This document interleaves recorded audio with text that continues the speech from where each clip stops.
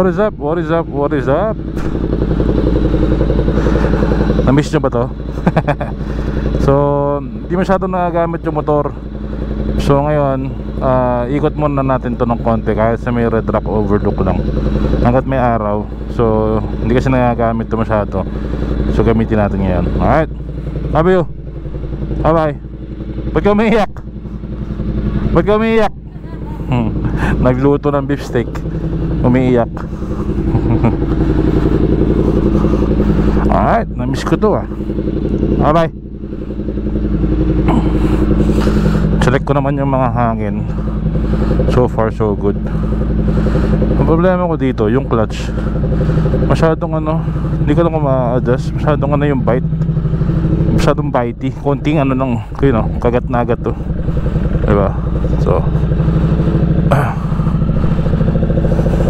awkward ng posisyon. Pagka nasanay ka sa multistrada, awkward na ng posisyon na to. So ikot lang tayo sandali sa may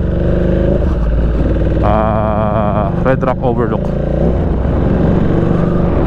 So hindi ko alam kung yung audio nito okay, kasi nung susubukan natin mag-motovlog dito sa Diavel, laging namumutok yung audio. Pero dun sa multistrada, kasi medyo mas tahimik siya ng konti, hindi siya masyado namumutok. So feeling ko sobrang ingay lang talaga ng motor.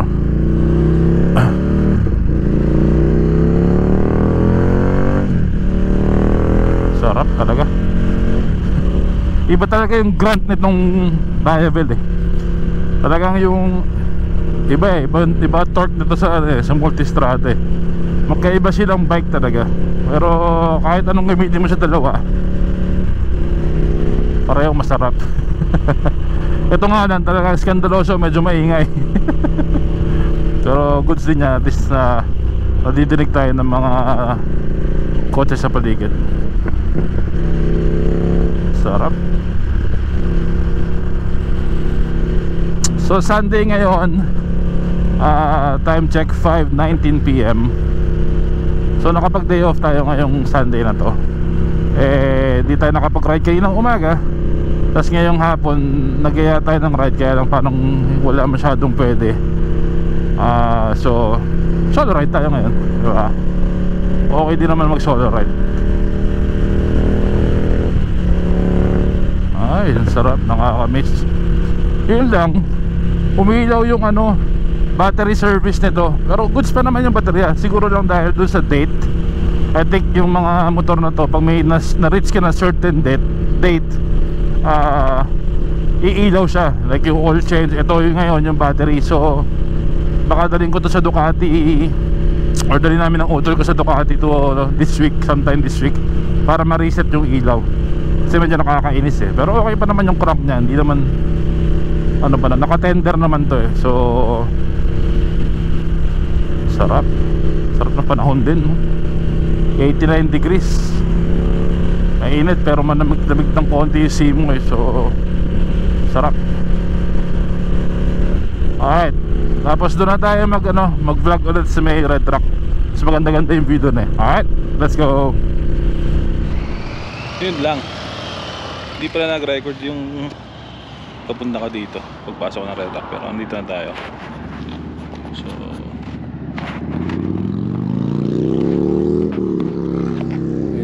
yan yung view natin ngayon. Tapos may mga motor dito, mga CBR, Goldwing. Tapos ito yung ating Diavel. Sarap talaga itong i-ride eh. Iba din talagang i-ride itong motor mo. Iba yung grunt nito, torque ibang klase. So nakakamiss din talaga itong i-ride. Kaya lang hindi ganun kakomportable tulad ng multistrada. Pero goods na goods pa rin. Ganda.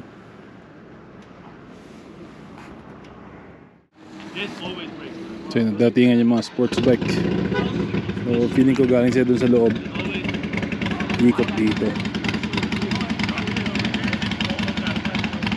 Sarap ng weather.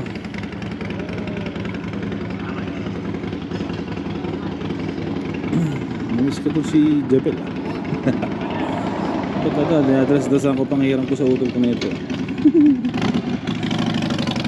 Studio.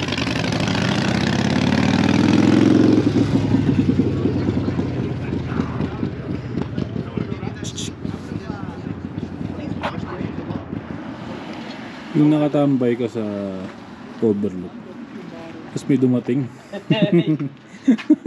Madaan lang po.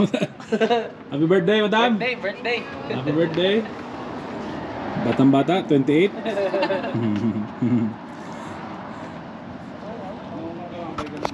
So yun, tambay na ako dito bilang dumating sila. Kasi ganda nga ng panahon eh. Maganda ang weather. So, mamaya uwi na rin tayo pagkagat ng dilim. Uwi na. Short vlog lang talaga to. Para lang makaikot. Alright, let's go. Yun. Uwi na tayo guys, uwi na. Malapit na rin dumilim. Sarap ng weather dito. So sarap ng tambay dito. So again, ito yung gamit natin ngayon, yung Dival 1260 ng utol ko. Eh medyo hindi nagagamit, kaya unatin natin ng konti. Alright. So ako na-miss ito. Sound check tayo, sound check. Ako na-miss ko yung intro nito, medyo maingay talaga eh. Pero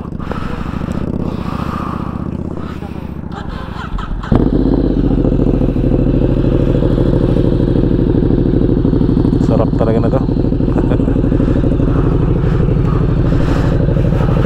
So yun yung sinasabi kong service light ng baterya oh. Pero okay pa naman yung baterya niya. Kailangan lang i-reset siguro yung ano, yung ilaw. So kanina nung papunta ako dito, hindi ako nakapag-record. Akala ko nagre-record, daldal ako ng daldal. Di pala. So record tayo ngayon, pabalik. Pero nga sabi ko kanina, iba talaga yung ngiting na bibigay sa itong motor na to, lalo na yung torque talaga. Ibang klase talaga yung torque na to. Thank you. Ibang klase talaga yung torque na itong motor na to.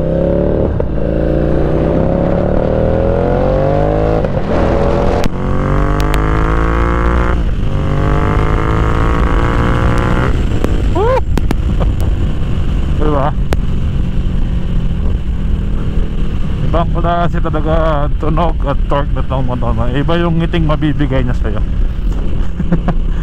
I mean, in multistrada, iba rin naman yon. Ibang, talaga lang silang dalawang magkaibang karakteristik na bike.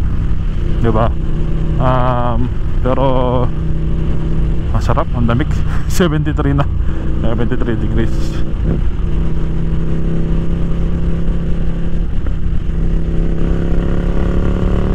Thank you.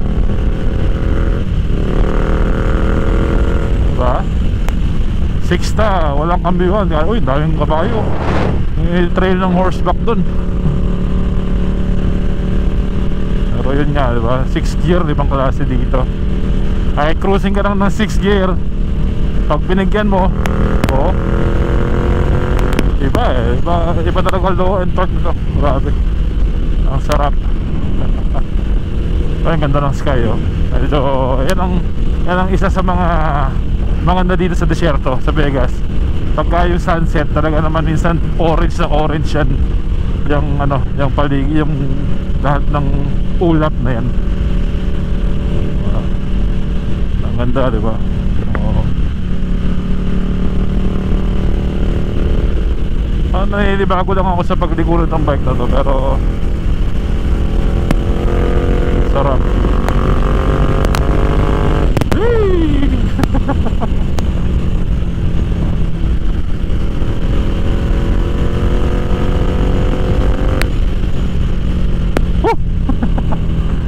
So sobrang short vlog lang nitong gagawin natin na to. Talaga lang iniikot ko lang itong ating yung Devil ng kapatid ko, kasi nga hindi masyado nagagamit. So baka naman maganda sira-sira pag hindi nagagamit. Pero hopefully magkaroon na ng time na more time na mag-ride para sa kanya. Magkatik po kami ng schedule.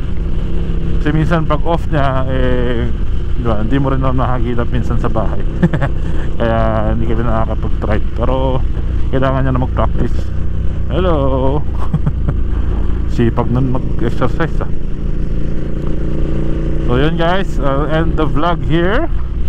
And until the next one. Meron akong i-upload. Actually, siguro na-upload ni Mike yun, isang long ride namin. Pero part 1 pa lang yun. Sinubukan namin yung recording ng Cardo. So yung ibang part okay naman, yung ibang part nagpuputol-putol. So hindi ko alam kung bakit, pero siguro kailangan ng update or something. Pero panoorin niyo yan guys. And like, share, and subscribe sa ating channel. And huwag na kayo magantay, pinutin nyo na yung subscribe button. Alright guys, until the next one, ingat kayo dyan and enjoy. Let's go.